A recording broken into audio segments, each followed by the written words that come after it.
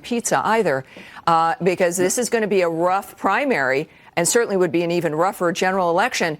What do you think is his biggest liability? Is it his skin color? Is it his age? Is it being associated with the past? What do you think they're looking at here? Well, I don't think it's his skin color or his age, because as much as I enjoy hearing all these people beat up on a 76-year-old white man, his principal rival in the Democrat primary is a 77-year-old white man. And the difference between them, I think, is that Bernie is a romance for his supporters. He's a romantic figure. He's a romantic, insane figure, but he is romantic.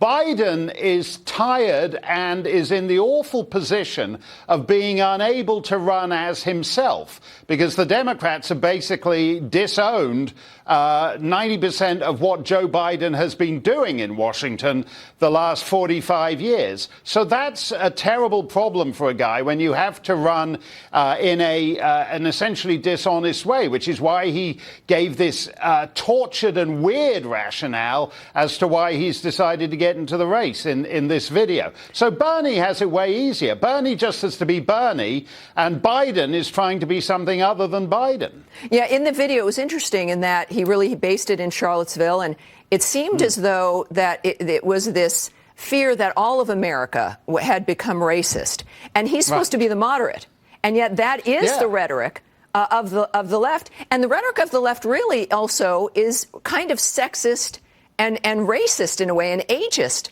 For a group that's politically correct, they seem to be moving into an arena that they used to condemn people for.